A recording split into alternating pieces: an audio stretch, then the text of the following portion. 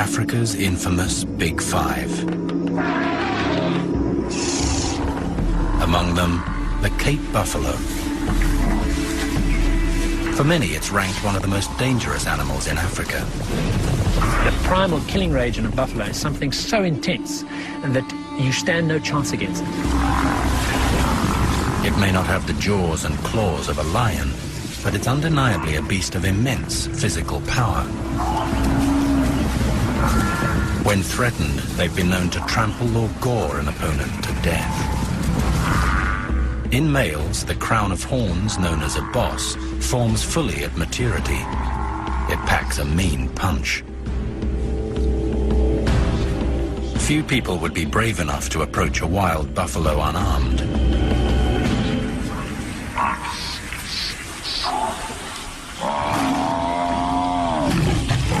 And few predators will tackle one without backup.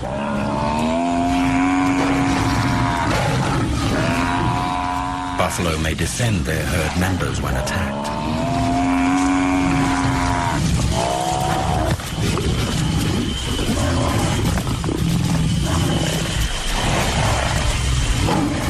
So even a pride of lions might make a run for it.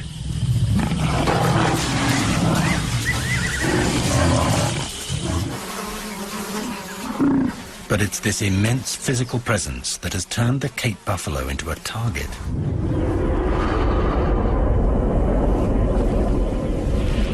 They have drawn many trophy hunters to Africa.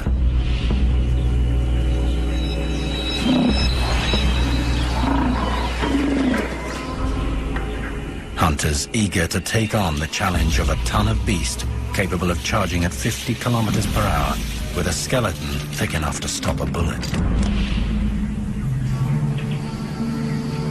The Cape buffalo has brains as well as brawn. They've been known to double back on an enemy and launch a counterattack.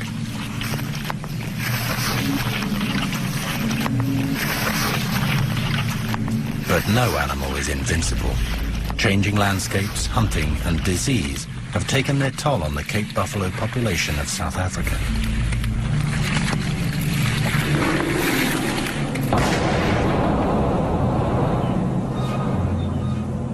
Lindsay Hunt long aspired to be a hunter. By 21, he qualified for a professional hunting license to take paying clients out on trips. Cape buffalo were a coveted prize. I started with a catapult, and then I got a pellet gun, and then I got a .22 rifle, and it was a gradual progression. Hunting something that is dangerous, that can kill you, that presents this enormous threat, is more of a risk to you, and therefore more of an ego boost when you kill it. But then an incident occurred that made him see buffalo in a new light. My client shot a magnificent bull, and it was wounded, but fatally wounded, and it charged me through very thick grass, and it got to about 6 yards away before I could finally pull the trigger. I walked up to this bull, and he was dead. That color was leaving his eyes. For me, there was just an enormous tragedy in it, and here I was shooting this absolutely remarkable animal that I would actually rather still see running around.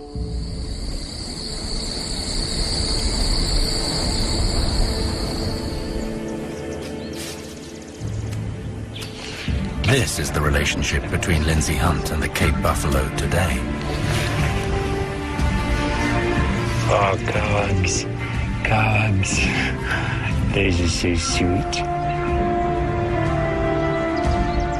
Some people consider him eccentric, a hunter turned eco-warrior who thinks he can get personal with an animal notorious for its lethal aggression.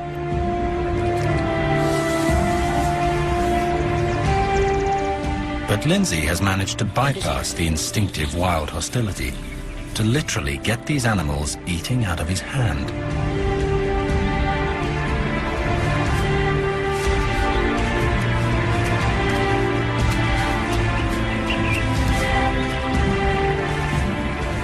It's not about evaluating and being scientific and trying to read a specific language. There's no manual for this. It exists in all of us. It's this ability to just connect. And you really have to rely on being in as natural a state as possible, understanding the personalities and understanding the energy that they're giving off. The turning point in Lindsay's life couldn't have come at a better time for the buffalo. The deep knowledge and understanding of buffalo behavior he gained as a hunter has been put to good use.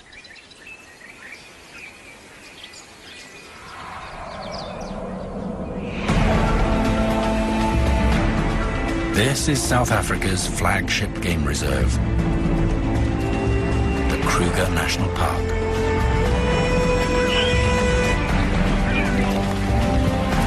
Nearly 2 million hectares of African landscape that offers sanctuary to hundreds of species of bird, reptile and mammal.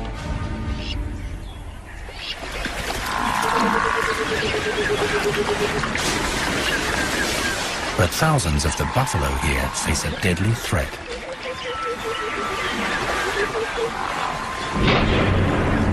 In 1990, bovine tuberculosis was discovered in the Kruger Cape buffalo population. The first dreaded sign of a bovine TB epidemic threatening to spread through the entire park. There is no cure, and an effective vaccine has not been developed. Thousands of buffalo may be wiped out in the grip of this disease.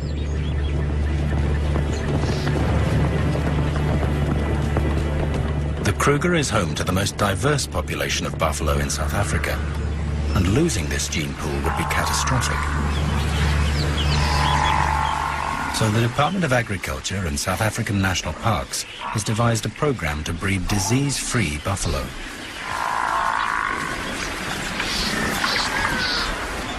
Lindsay Hunt hears of the project and sees an opportunity to give something back to the buffalo he once hunted. He launches his own project to breed disease-free buffalo outside the park and sell them to private reserves within South Africa. 4 to 8. And he plans a different approach. He believes that getting close to the buffalo and understanding their behavior will be key to providing wild buffalo in captivity with an environment in which they can breed successfully. Lindsay takes the advice of vets and scientists like Professor Henk Bertschinger, a wildlife reproduction specialist. One of the things you have to do is tame these animals down so that you can handle them without always darting them or confining them and stressing them. Because once you stress them, they don't breed properly. It's potentially dangerous work, but a project like Lindsay's could offer the Kruger buffalo a lifeline.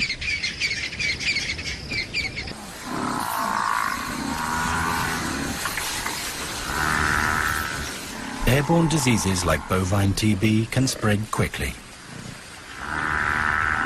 Simply by breathing, infected buffalo can pass it to other members of the herd.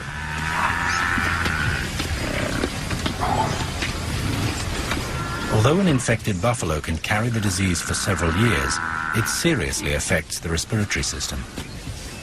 Eventually, the buffalo will waste away or die of organ failure. Diseased carcasses then infect other animals.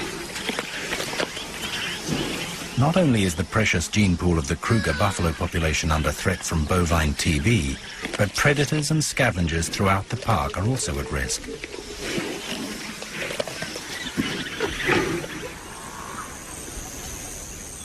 In the wild, Cape buffalo thrive in massive herds, sometimes thousands strong.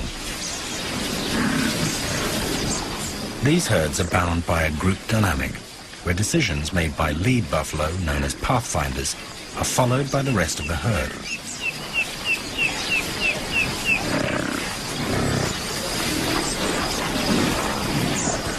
The first challenge facing Lindsay is to successfully enclose a nucleus herd of wild buffalo who are not TB positive. The second challenge is to create an environment in which they will breed and try to preserve TB-free populations on private reserves. Lindsay's hunting experience proves to be useful. He knows they are a highly social animal, driven by a herd instinct. You can apply a herd mentality to buffalo. There's a herd mentality and there's an individual mentality. Lindsay thinks his success in interacting with buffalo will depend on gaining the trust of one of the pathfinders who leads the rest of the herd. He needs to find a pathfinder buffalo that will react positively to humans.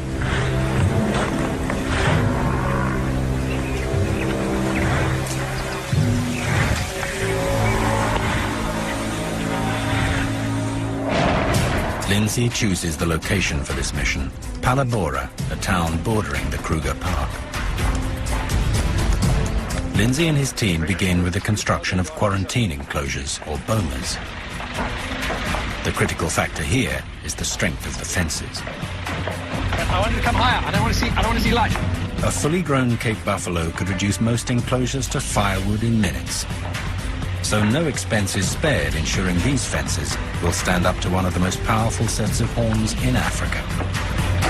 Moses, I need everything into those small areas and get everything into the corridor. Working with the Department of Agriculture, Lindsay is ready to start his breeding program.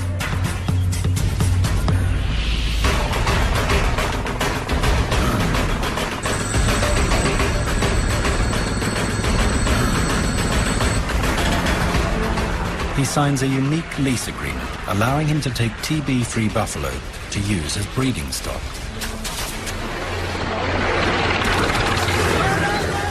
They isolate and dart the buffalo herd from the air. Sedating a fast-moving target from a helicopter would be a serious test of Lindsay's marksmanship. Once they have been successfully darted, things get even more dramatic. The buffalo run for cover, hiding in the dense bush where they're difficult to see.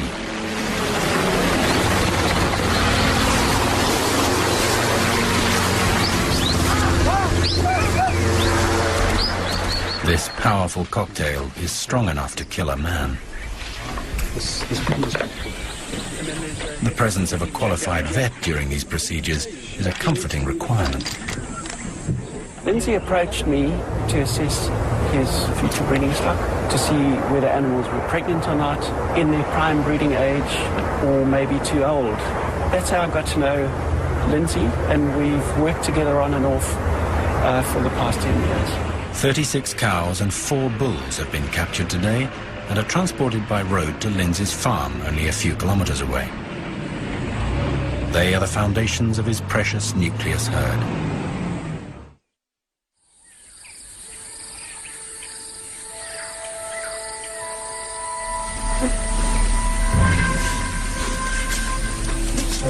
Lindsay makes inroads with a pathfinder in the herd.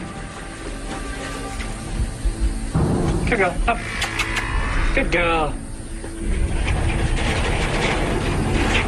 He recognizes her status.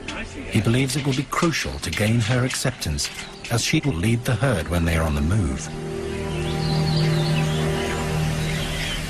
He calls her Big Cow. It's time for Lindsay to start habituating the buffalo to his presence. This is a delicate procedure. Buffalo see man as a predator and won't hold back in showing aggression when they feel threatened.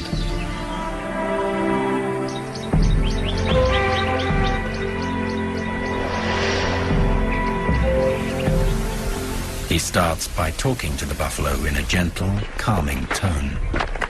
Easy, babies. Easy, my girls. Easy, lady cows. Easy, girls. What you say is irrelevant.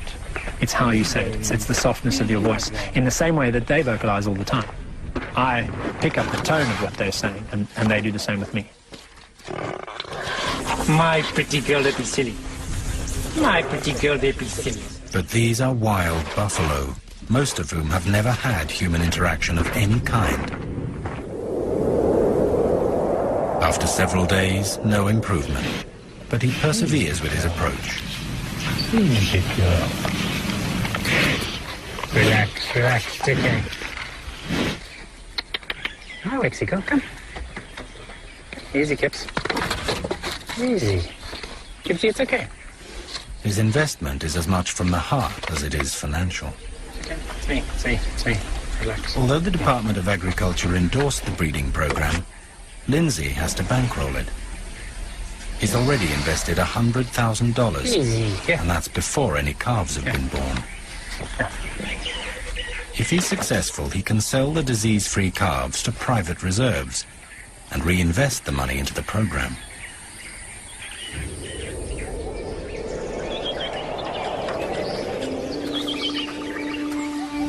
Easy, easy. Oh. Brown cow. Brown cow. Hello, brown cow. Hello, Masika girl. Little monster. Patience is paramount, and Lindsay needs to prove to the buffalo that he poses no threat. Good girl. Don't be scared. Come. Good girl. After 3 weeks, although they are still wary of him, he takes the step of entering the bomas. Easy. What are you snorting at? Good girls. Good girls.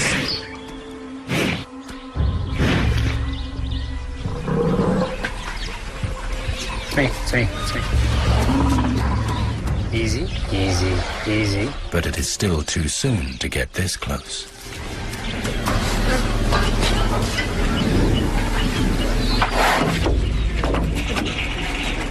Even the offer of food doesn't work. Determined to gain their acceptance, Lindsay devotes endless hours habituating the buffalo to his presence. With Big Cow, it was a case of spending time with her and actually sleeping next to the boma one night. You know, I slept next to the boma and she got used to me as this non-threat. And she learned that what was a threat was now no longer a threat and was providing food and was this sort of a reassurance as opposed to this threat. Good girls. But the trust has to work both ways, and Lindsay believes that the buffalo will eventually accept his presence. There's a mutual trust that develops because she has the ability to kill me at any stage. You know, one swipe of those horns and that would be the end of me. You know, if I did the wrong thing, I'm pretty sure she would do it. But there's a mutual respect, a mutual trust, and a mutual understanding. Easy, easy. Oh.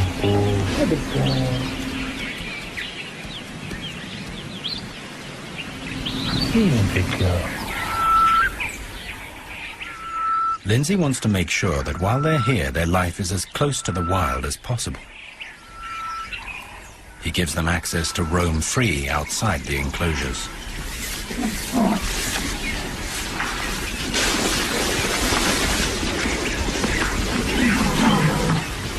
It's perfect buffalo habitat.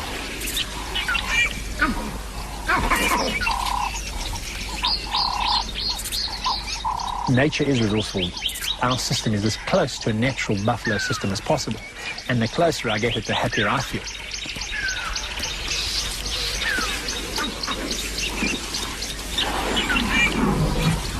This also provides a valuable opportunity for Lindsay to observe their social behavior.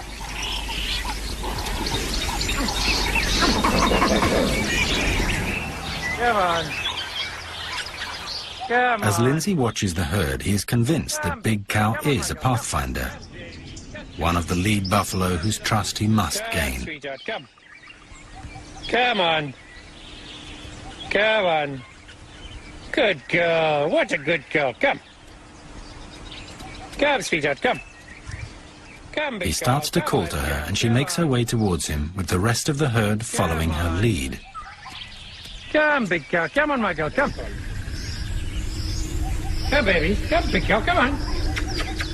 Buffalo recognize individuals. They actually retain specific memories. I can stand up here and call my buffalo, and they'll come. Somebody else could stand here and call them all day, and they wouldn't move an inch. And it can take them quite a while to come here because they'll sort of feed as they come along.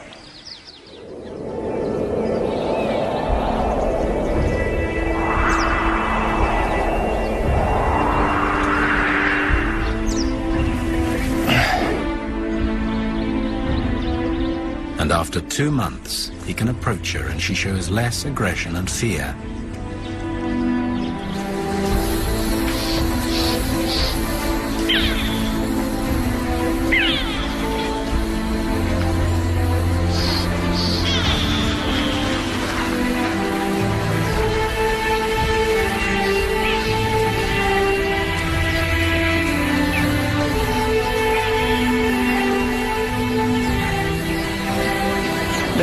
ability to interact with buffalo is absolutely amazing. And there's absolutely no indication that these animals are stressed. They actually like to interact with them. And this is terribly important when you deal with animals like buffalo if you want to breed them and keep them in captivity. We learn from the buffalo every day. It's amazing how much we learn, and the principles here are quite simple.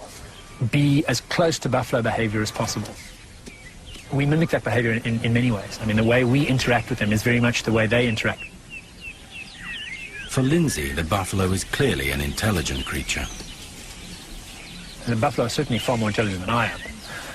And they possess a natural intelligence that we haven't even begun to understand. What they can teach me about natural living and the way that they exist in their environment far surpasses anything I could ever learn in a textbook. He's achieving a unique insight into buffalo behavior. It's something that works on an energetic level. In the same way that, we all have a sixth sense. I'm very aware of her body language. I never touch a buffalo's horns because that's their defense mechanism. I never challenge their defense mechanism. And I always lower myself.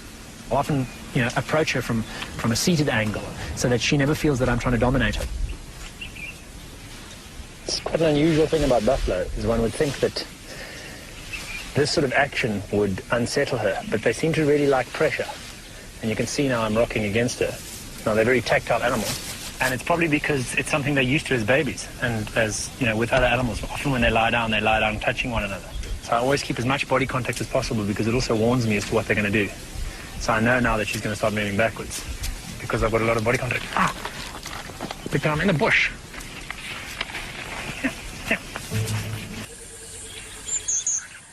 Lindsay and his team have ensured that the buffalo have been provided with a stress-free environment in which to live and breed. The 160-hectare farm is ideal buffalo terrain. After 11.5 months of gestation, the first calves are due. When I started with the first group of buffalo and we were expecting the first calves, we obviously did as much research as possible and very quickly discovered that for such a large, obvious herbivore, there was an absolute paucity of decent information on buffalo.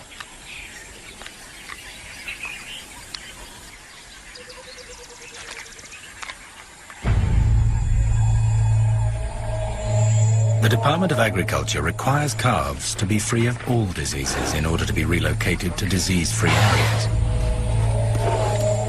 Although Lindsay's breeding herd are TB-free, Cape buffalo are host to foot and mouth and several other diseases. With the first buffalo cow ready to calve, Lindsay must be sure there are no infected animals around. He also decides to remove the calves at birth, so they won't ingest antibodies to the diseases from their mother's milk.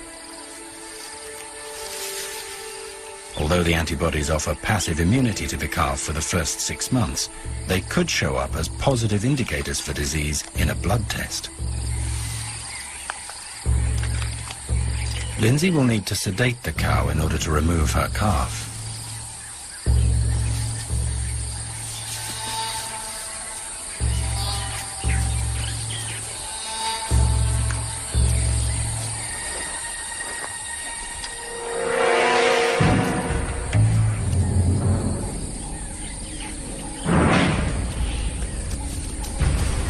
Gently, madam, gently, come. Fearing she may trample or fall on the newborn, he tries to lure the half-sedated mother away. Yeah, grab my gun.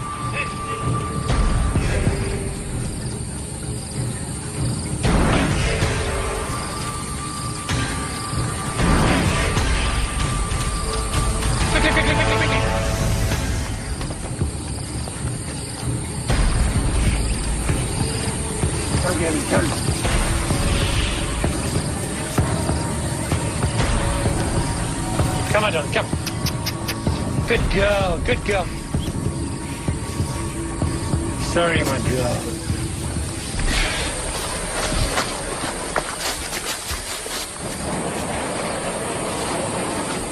He now needs to provide the calf with a surrogate mother. Selecting a suitable candidate means Lindsay has to try and work out what a buffalo calf needs. He comes up with a unique solution and places the calves in the care of some unusual foster mothers. Domestic Jersey cows. The Jersey cows readily accept the buffalo calves and vice versa.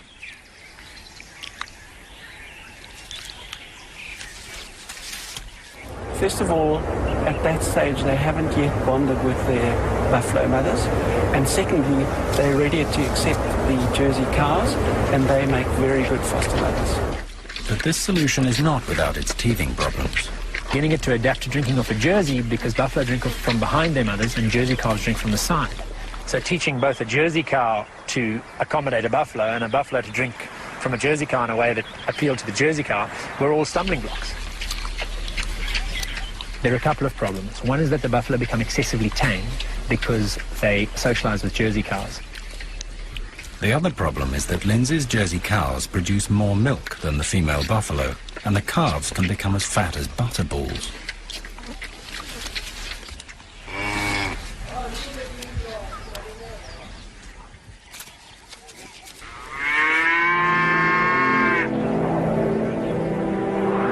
But not all the calves are born strong and healthy.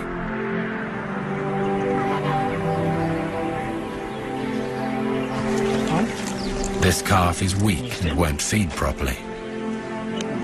Acting on veterinary advice, Lindsay intervenes.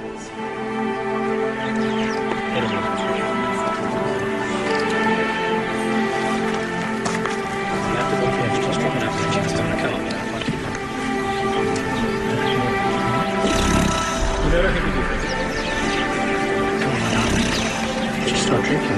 It's strong. That's the she's strong enough.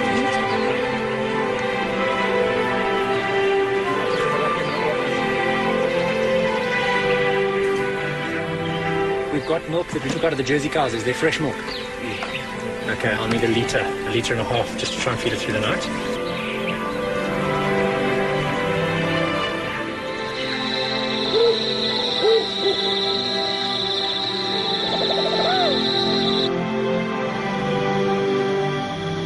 We realized that if you cover a buffalo's eyes with a cloth, a little calf's eyes, then it'll suckle because it's like it's being under the mother.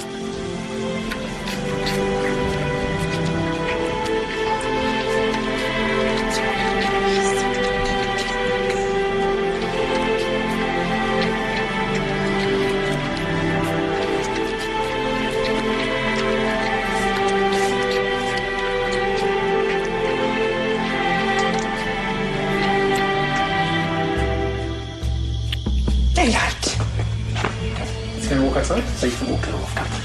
Go.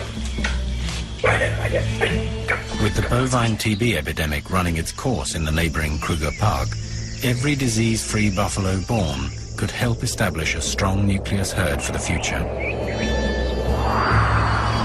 How's she doing? In the next few days, Lindsay is on call to be the little calf's surrogate whenever she needs feeding. Just hold my head over her eyes, just so she feels like she's under her mother. Just hold it there so it doesn't go off.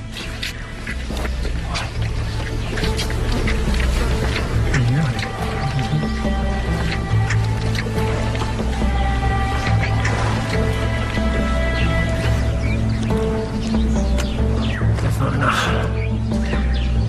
But her condition deteriorates.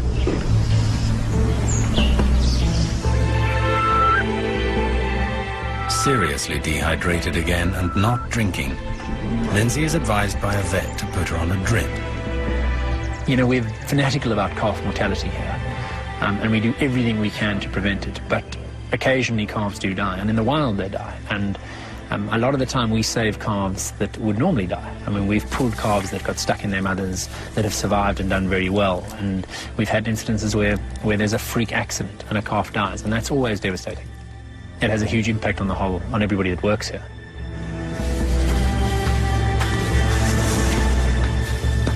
But the little calf was born too weak, and Lindsay is unable to save her life.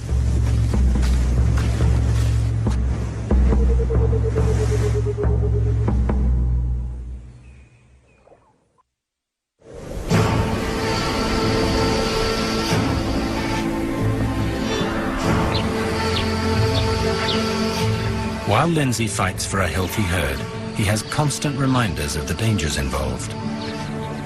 Big Cow saved my life on a couple of occasions. I mean, against other buffalo, because she's the dominant herd. And I mean, I've been chased up a tree before by one of the young buffalo. He was very aggressive and always chased me. And I just sat in the tree and called, and Big Cow came, and I climbed onto her back, and then she basically walked me to safety. Are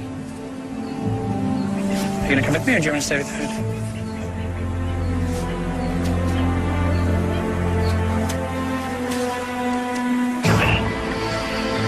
She's a symbol of my transition from hunter to conservationist.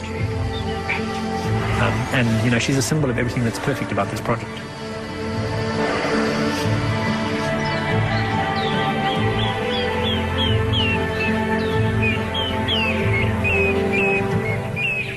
The quarantine regime is crucial to the success of the program, and anyone entering the quarantine boma must disinfect against disease.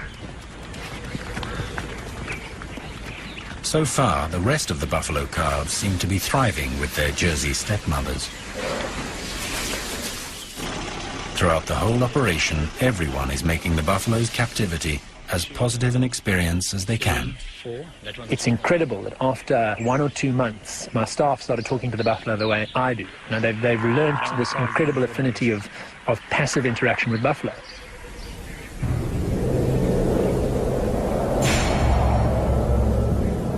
Then disaster strikes. Somehow, the strict quarantine protocol has been compromised. The Jersey cows have contracted foot and mouth disease. The symptoms are painful lesions on the hooves and in their mouths. It is highly contagious, and to prevent an outbreak, there is no alternative to the devastating action that Lindsay and his team must take. All the jerseys must be removed and destroyed.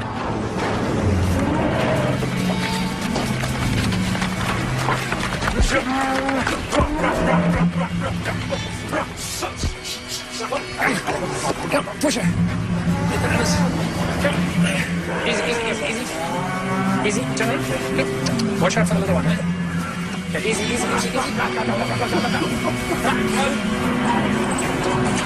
The young calves watch as the cows are rounded up. They're showing no symptoms of foot and mouth, but they're likely to be carriers of the disease. When we had the foot and mouth outbreak in the Jersey cattle, the reality of having to cull 14 Jersey cows was devastating for us. To load 14 animals that had become part of our extended buffalo family onto a truck and know they were going to slaughter and not being given an option, it was devastating for us. It's something I never wanted to do again. The foot and mouth outbreak sets the project back more than $500,000. This batch of calves will not be relocated. They'll become part of Lindsay's breeding herd on the farm.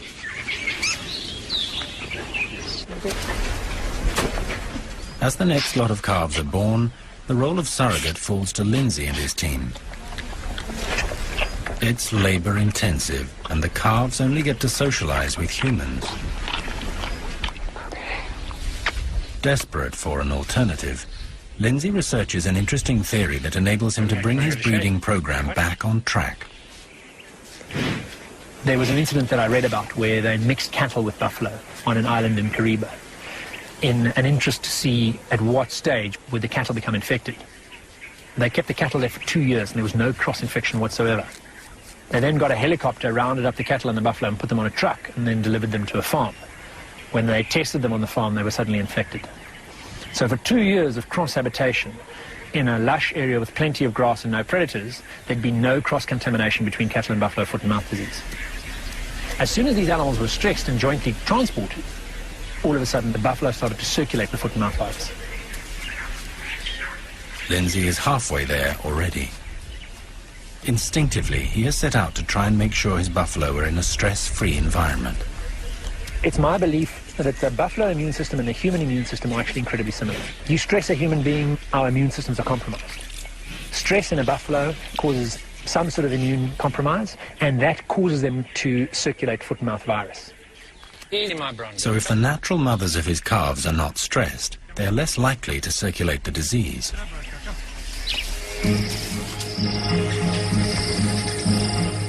Now Lindsay tries something nobody thought possible. Keeping the calves with their natural mothers beyond the 6-month stage and keeping them disease-free.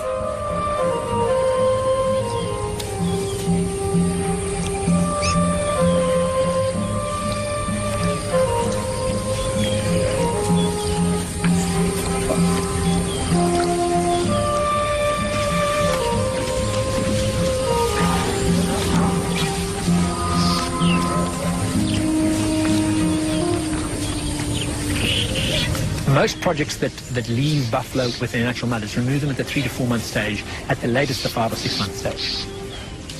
We've stretched that to 9 and 10 months so that the calf is actually moved when it's naturally weaning. At about 6 months, the passive immunity from antibodies in the mother's milk diminishes. At the time, I was told that I was a lunatic, that what I thought was possible was actually practically and scientifically impossible. And all those things proved to be wrong.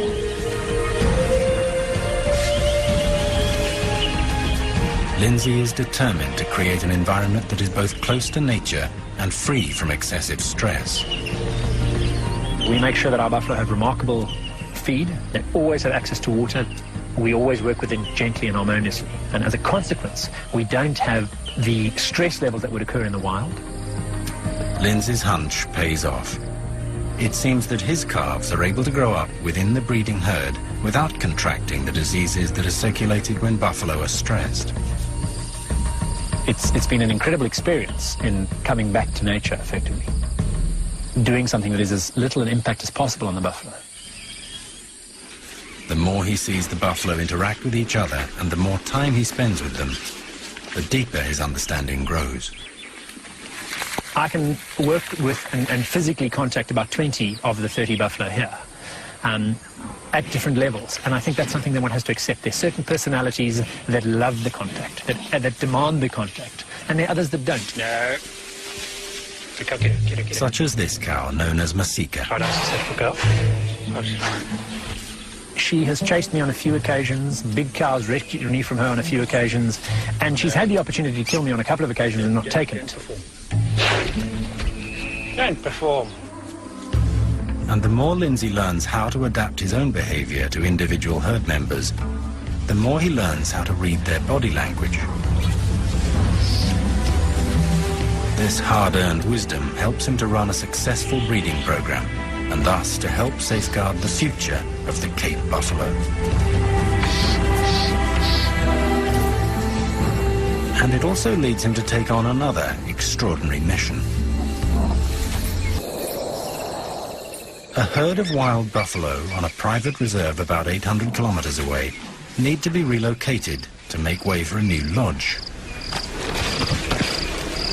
These animals have had very little human contact and spend much of their time in dense woodland.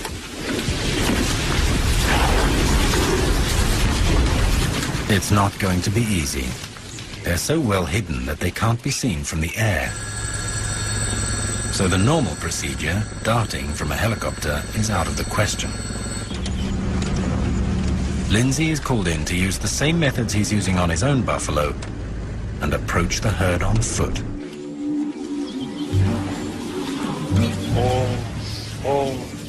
Easy, easy.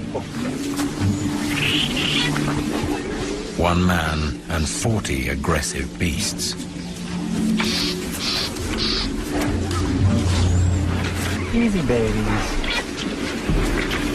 Easy, ho. Get away, boy.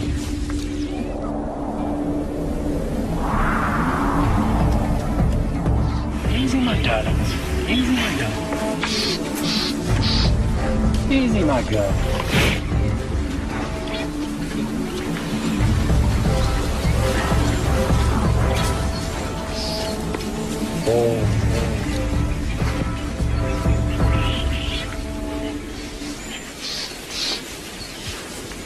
The cold winter weather is in his favor.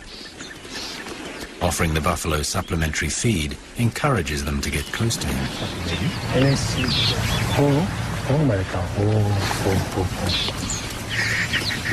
okay. It's okay.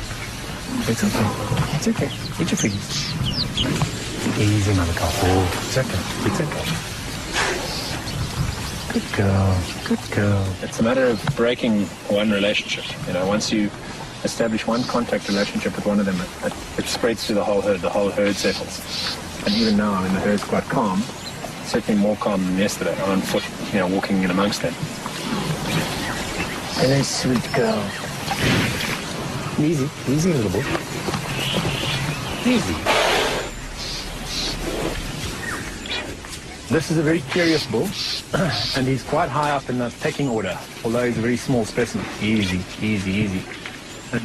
And because he's naturally curious also means that, you know, there's probably quite a bit of fear in there as well. And you can watch by his posture that he's definitely curious and he's testing all the time. So one needs to be fairly careful of him. But at the same time, if one were to establish contact with him and let him calm down, because he's so high up in the hierarchy, it would make it a lot easier to work with the rest of the herd. Easy, big girl. Easy, big girl. Let's go. Hi, my boy. Hi, my boy. You're going to chase me. Are you going to chase me, boy? Hey.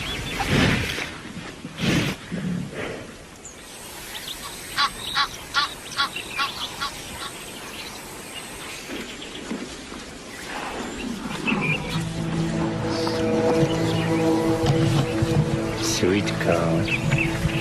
That's sweet girl. Lindsay makes inroads with a pathfinder in the herd who has replaced her wariness with curiosity. Good girl. Good girl.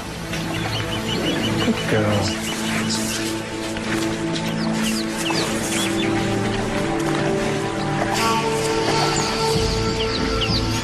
Go on, babies. Go on, babies. Good babies. Good babies. Good babies. Whatever, baby. After 4 solid months of patience and habituation, Lindsay finally succeeds.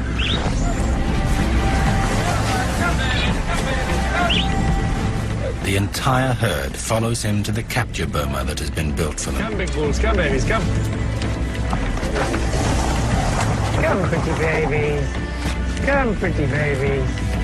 My babies. Here they will be tested for disease, and if they're given the all clear, they can be moved to a different reserve. Easy, easy. Oh. Easy, babies. Easy, babies. Easy. Easy.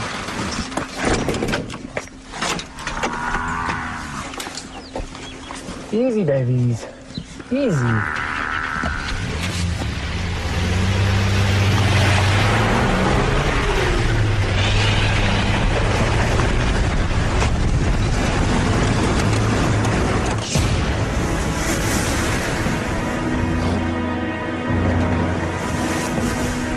Lindsay returns to his own buffalo project in Palabora as the first generation of 22 disease-free calves comes of age. And the time has come to release them into a private reserve. The calves aren't released back into the Kruger National Park, as this will bring them into contact with the bovine TB virus. Their destination is a wildlife reserve in the Western Cape, and proceeds from their sale will provide vital funds to continue the breeding program.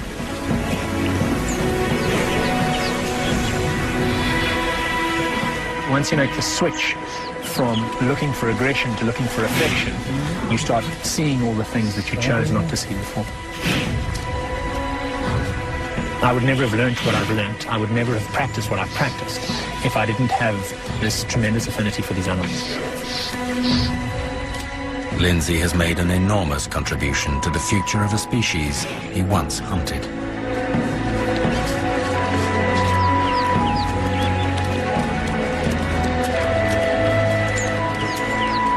Putting his life on the line every day, as a single toss of a buffalo's horns would mean certain death.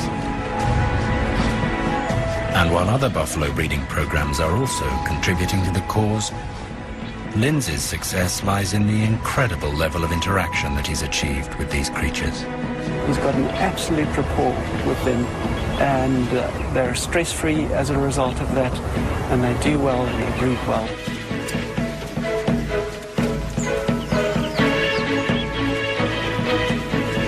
Lindsay witnesses his first disease-free calves released into the reserve in the Western Cape.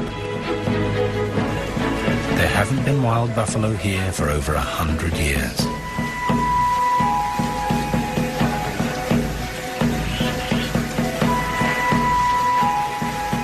I was riding in the truck with the buffalo. They all came running and galloped around, and they were so excited to be there. It was the most incredible and rewarding experience.